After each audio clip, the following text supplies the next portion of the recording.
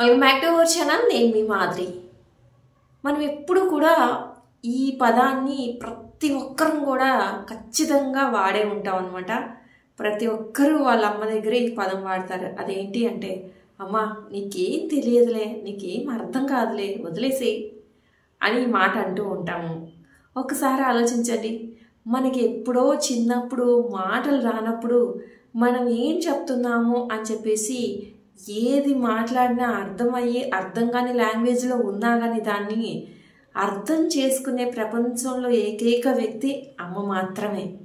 మరి అర్థం కాని ఏజ్లో, అర్థం కాని రీతిలో, అర్థం కాని లాంగ్వేజ్లో రకరకాలుగా మనము చెప్పినప్పుడే అర్థం చేసుకున్న ఆ అమ్మకి ఇప్పుడు నువ్వేం చెప్తున్నావో అర్థం కాదా? ఒకసారి ఆలోచించండి. ఖచ్చితంగా తనకు అర్థమయ్యే లాంగ్వేజ్లోనే నువ్వు చెప్తున్నావు. తనకు అర్థమయ్యి అదంతా చూసి వచ్చిన జీవితం గురించే నువ్వు చెప్తున్నావు. కాకపోతే అప్పుడున్న రోజుల్లో పద్ధతులు, అలవాట్లు వేరై ఉండొచ్చు. ఇప్పుడున్న రోజుల్లో వేషధారణ మారి ఉండొచ్చు. కానీ భావం మాత్రం మారదు కదా, ప్రేమ మాత్రం మారదు కదా. అమ్మ ప్రేమ, అమ్మ అనేది మారదు కదా.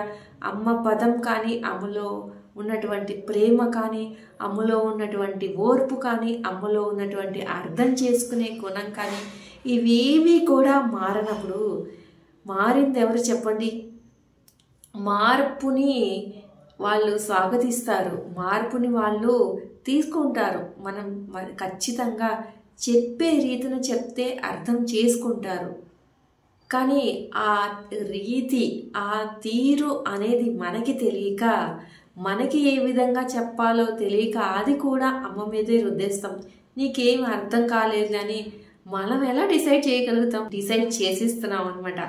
అమ్మని ఏదో చిన్నతనంలో నీకు బుడి అడుగులు వేసేటప్పుడు లేని టైంలోనే అమ్మ అంటే అప్పుడు ప్రాముఖ్యత అప్పుడు నీకు తెలుసు. అప్పుడు నీలో కుళ్ళు, కుచితాలు, ఈర్ష్యాలు, అసూయలు ఇలాంటివి ఏవి లేవు. కాబట్టి చక్కగా అమ్మ ప్రేమను ఆస్వాదిస్తూ అమ్మకే అన్నీ అర్థమవుతాయి. నా బాధలన్నీ అమ్మకే అర్థమవుతాయి. నేనేం చేసినా తప్పులు అన్నీ అమ్మకే అర్థమవుతాయి. నేను మిస్టేక్ చేసానా లేదా అని చెప్పేసి అనుకుంటాం. కొంచెం పెరంగానే, కొంచెం చదువుకోగానే ఏదో పెద్దవాళ్ళం అయిపోయాం అని అనుకుంటాం. కానీ ఆ అమ్మ ముందు మనం ఎప్పటికీ కూడా చిన్నపిల్లలమే కదా. అది మనకెందుకు అర్థం కావట్లేదు? ఆమె అర్థం చేసుకోవడం తర్వాత పక్కన పెట్టేయండి, మనం ఎందుకు అర్థం చేసుకోలేకపోతున్నాము అమ్మ గొప్పతనాన్ని? చెప్పండి, ఒక్కసారి ఆలోచించండి. అమ్మకి ఏమీ తెలీదు అన్న వర్డ్ అనే ముందల 1కి 4 సార్లు, 1కి 1000 సార్లు ఆలోచించి నిజంగానే అమ్మకి ఇది తెలీదా, నిజంగానే మనం చెప్తే అమ్మకి ఇది అర్థం కాదా అనేది ఆలోచించండి. ఆలోచించి మాట్లాడండి. అర్థమైంది కదా? ఇది ఎప్పుడన్నా ఇదండి ఈరోజు వీడియో కనుక నచ్చితే లైక్ చేయడం మర్చిపోవద్దు. మరిన్ని ఇలాంటి వీడియోస్ కోసం నేను ఛానల్ సబ్స్క్రైబ్ చేసుకొని పక్కనే ఉన్న బెల్ ఐకాన్ కూడా ప్రెస్ చేయండి. అప్పుడే నేను పెట్టే డైలీ నోటిఫికేషన్స్ మీ దాకా వచ్చేస్తాయి.